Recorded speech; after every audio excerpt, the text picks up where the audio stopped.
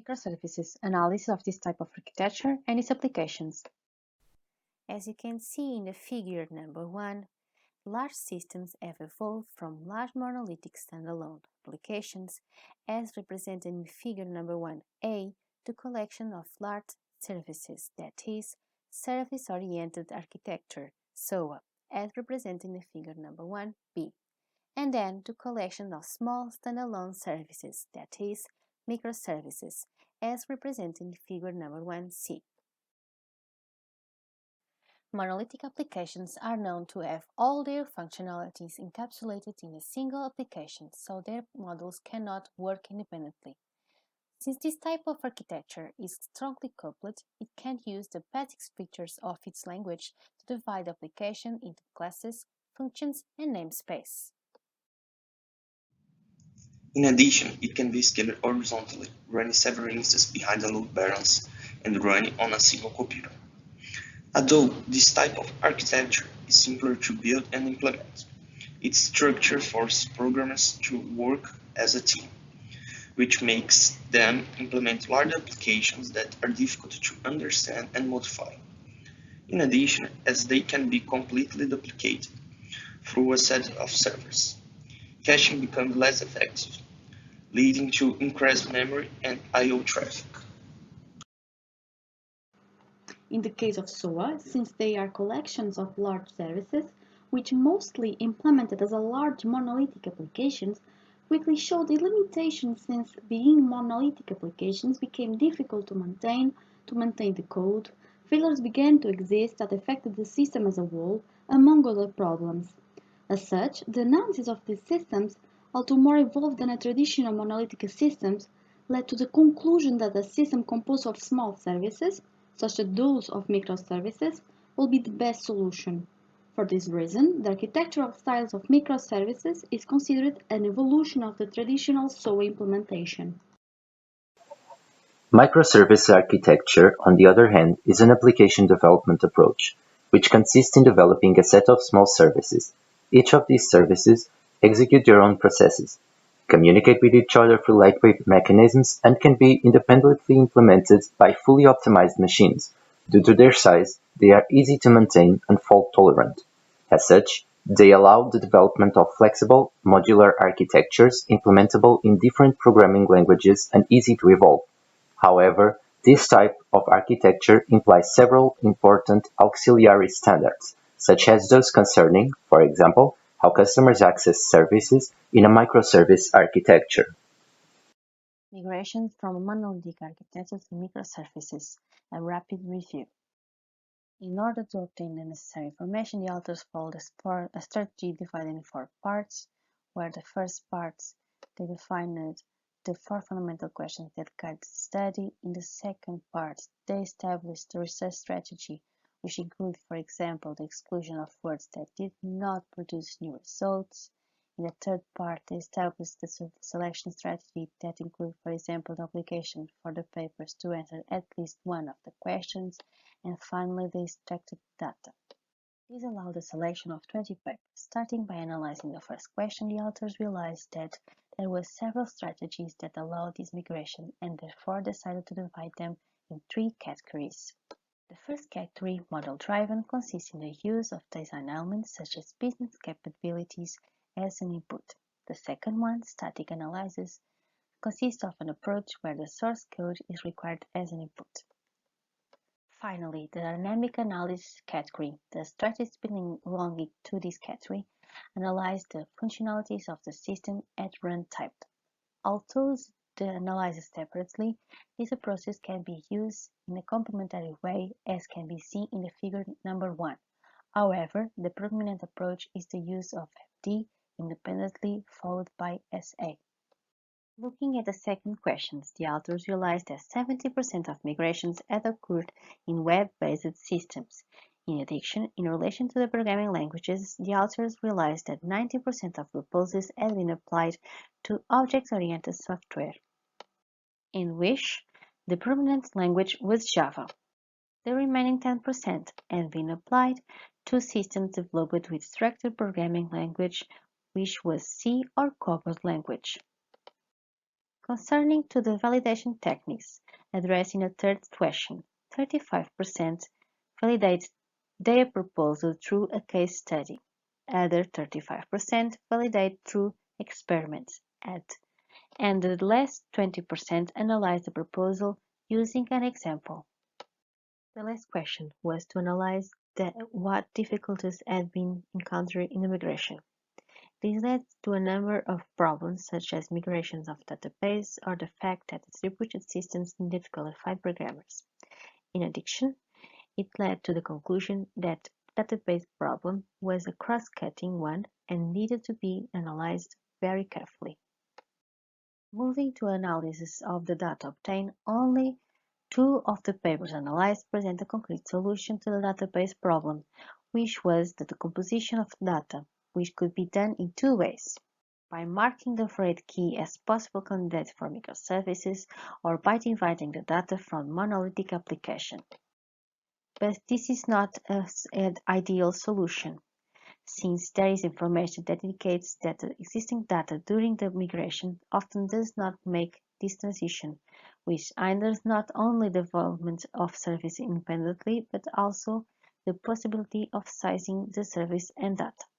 With regard to the migration techniques, most of the cases analyzed use only one of the approaches, with MD and SA being the most widely used. Since these 2 approaches are associated with a specific technology, this may explain why the predominant language in the technology development is Java. However, taking into consideration that MD approach uses design elements as inputs, leading to some important elements being neglected during the analysis, the authors suggest that the best solution would probably be a mixed approach. In conclusion, this study shows that the migration process is not something trivial. Furthermore, this study also shows that in most cases approaches based on design elements are used as an input, and most proposals are applied in object-oriented software. In addition, it's also possible to state that the migration of database is still an open problem that needs some attention. A simplified database pattern for the microservice architecture. There are several patterns related to the microservice pattern. They mainly focus their attention on the following: the API gateway pattern that defines how clients access the services in a microservice architecture, the client-side discovery and server-side discovery patterns used to route requests for a client on a viable service instance in a microservice architecture, the service registry pattern, a critical component that tracks the instances and the locations of the services, the database per service pattern that describes how each service has its own database.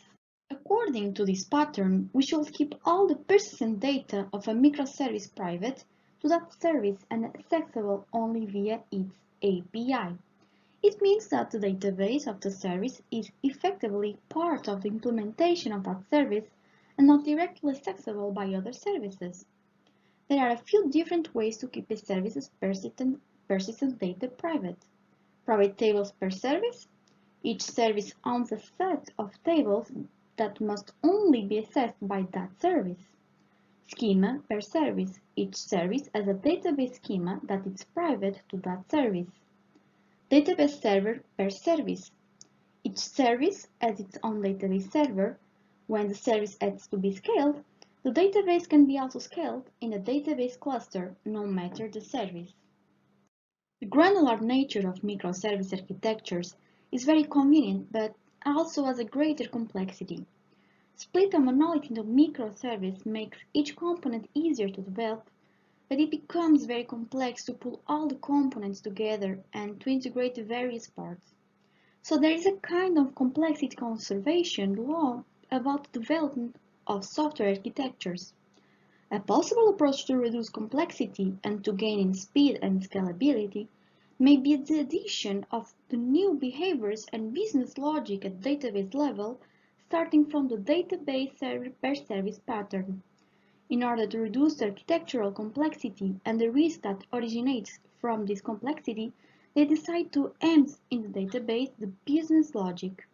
In this way, The service is strictly coupled to the data, hence this pattern is even stronger than the database server per service pattern because the database itself acts as a business service. Some benefits of such approach are immediately clear at first sight.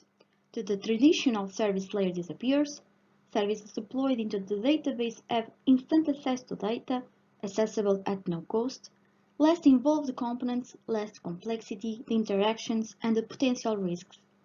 If the database cluster layer is also viable to clients, it may achieve further simplification because clients' requests reach directly the service. Unlike client-side discovery pattern, there is no need to implement a discovery logic into clients, there isn't any balancer, and the cluster layer supplies at least the same service registry capabilities. As a proof of concept for the proposed pattern, they have added ABXML registry capabilities to a NoSQL database starting from Expo, a prototypal extension for OrientDB. To verify ABXML specifications, compliance, and to evaluate the performance, they have run the same ABXML test suite developed with the Java API for ABXML registries, and then they have compared the results in some different configurations. And the results shows the interesting performance improvements obtained with the Expo service. While monoliths have been the norm for some time, microservices have emerged as an alternative to deal with certain limitations in monoliths, but it's important to look at advantages and disadvantages of each and as much information as possible to make the right decision. In this paper, they introduce a new microservice pattern where the database is a service. The proposed pattern has been tested adding ABXML registry capabilities to a NoSQL database. Experimental tests have shown improved performance of the proposed simplified microservice architecture compared with SQL-based ABXML registry implemented as a traditional Java web service. In the paper Securing Microservices, microservices are the evolution of monolithic implementation. It emphasizes on dividing systems into small services that can perform cohesive business functions. In this paper, the authors divided the security threats on microservices into 4 dimensions. Components, authentication, and authorization are essential steps towards securing the services. Microservices should only be invoked after requesting authentication and ideally authorization if those level of privileges are available. At the application architecture, a common model for microservices uses API gateways, being a dedicated element that does not directly participate in the application itself. It can also act as an intrusion detection system. In infrastructure, we can understand it as the network, server, containers, operating systems, for example, etc. It is important to note that several applications, each with a large number of services, can coexist together in the same infrastructure and network. At the network level, microservices brings the potential of increasing the attack surface when compared to a monolithic architecture. A further challenge is filtering and monitoring traffic for microservices at a level close to the application. Overall, securing the network and server infrastructure can use a mix of current technologies to protect up to the container level. External interface. At this stage, a microservices architecture should be drawn on a well-known secure software. So at the end of the day, this is just software development as usual. Automated testing and verification becomes very crucial. So in general, a comprehensive secure software development lifecycle should be implemented and can help in determine an early risk assessment before the design starts. It can help adding accessory functions to the core functionality in order to support the security, monitoring, auditing, testing, etc. It also can help at the deployment of the applications along with the security tests and verification tools. So it is important as a developer to have the security in mind when we're developing. The authors of this paper also elaborated a reference model that you can see in this slide, taking into consideration the threats to the microservices. So The network elements are inserted in order to apply policies at the network level. Policies should also be defined, enforced, and verified to segregate inter-service communication and access. This is a mitigation against potential vulnerabilities arising from the gateway. Also, a subsystem of monitoring, testing, and verification is added. These agents are ideally an integral part of the skeleton of any service and should be enriched with service-specific metrics. A root of trust supports bootstrapping processes by holding container images, cryptographic material, and configurations. So, any request from the outside world, as we can see here, must pass through a firewall and an intrusion detection system. So the container firewall should inspect the requests from the gateway and any potential internal traffic. Access tokens should also be verified for authentication at the microservices level. So, in conclusion, an outlook is that the microservices are a powerful and promising paradigm for distributed applications, though they represent some security challenges. Whereas current technologies and techniques are directly applicable, others need to be developed and adopted in order to reach the needed level of security maturity. It is clear that microservices still need to mature at different levels. So, the authors of this paper, they suggest that we need to analyze and test the risks that are associated with the microservices and carry out more studies in the future so we can better understand and implement new technologies. QoS, Constrained Service Selection for Networked Microservices. Microservice selection (MSS) algorithm is based on the scheduling, which consists of two phases and task order phase to determine the execution order of tasks, and the process selection phase to select a suitable processor.